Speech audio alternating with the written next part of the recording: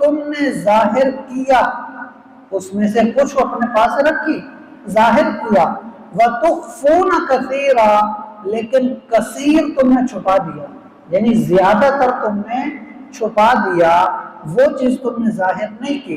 فرمایا وَعُلِّمْتُمْ مَا لَمْ تَعْلَمُوا أَنْتُمْ وَلَا آبَاؤُكُمْ، تمہیں وہ کچھ علم دیا گیا تھا اس توریت کے اندر، وہ کچھ علم دیا گیا تھا ما لم تعلموا انتم، جو نہ تو تم جانتے تھے ولا آباؤکم، نہ ہی تمہارے باپ دادا جانتے تھے۔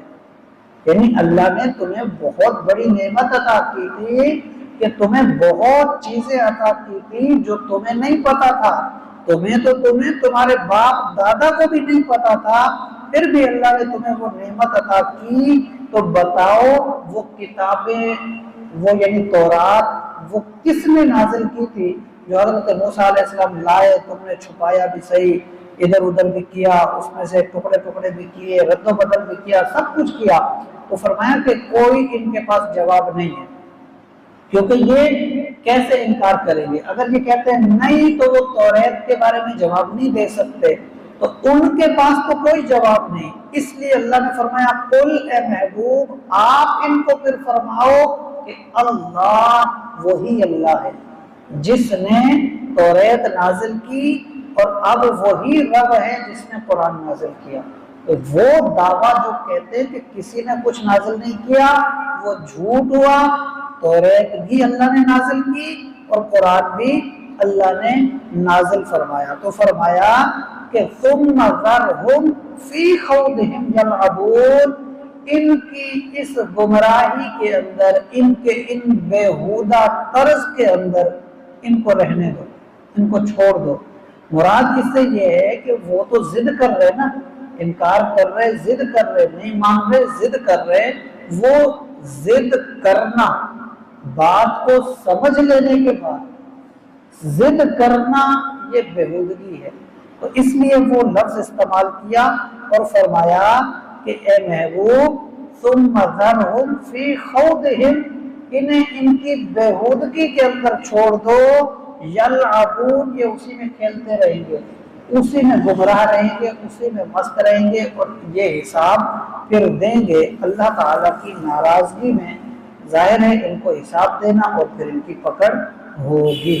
تو اس آیت کے اندر جو چیز بیان کی گئی، کئی مسائل ہے، لیکن اگر ہم یہ دیکھیں کہ اللہ تعالیٰ کی نعمتوں کو ملنے کے بعد ان کا شکر بجا نہ لانا، ان کا شکر نہ کرنا، یہ چیز اللہ تعالیٰ کی ناقدری ہے، اس کی نعمتوں کی ناقدری ہے۔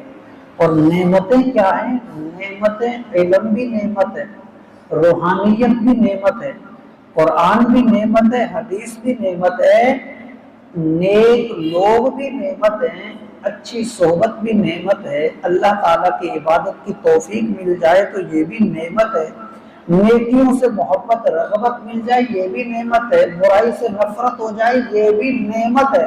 ہر طرح سے اللہ تعالیٰ کی اگر ہم دیکھنے لگیں تو نعمتیں ہی نعمتیں ہیں۔ لیکن اگر اللہ تعالیٰ انسان اللہ تعالیٰ کی نعمتوں کی قدر نہ کرے تو یہ پھر اللہ تعالیٰ کی ناقدری ہے۔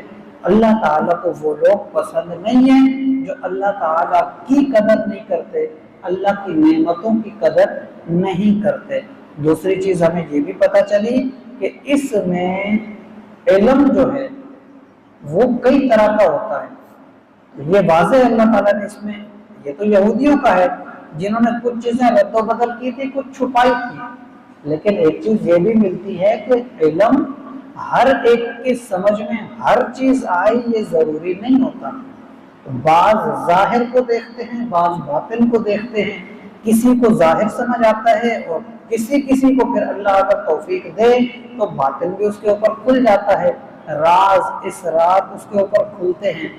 یہ چیزیں بھی ہمیں یقین رکھنا چاہیے، اور جو اس فیلڈ میں ماہر ہوں ان کی ہمیں رہنمائی حاصل کرنی چاہیے اور قدر کی نگاہ سے ان کو دیکھنا چاہیے۔ کسی چیز کو اس بات پہ کہ ہمیں بالکل سمجھ ہی نہیں آ رہی، انکار درست نہیں ہے۔ اللہ تعالی ہمیں عمل کی توفیق عطا فرمائے۔ وما علینا الا البلاغ المبین۔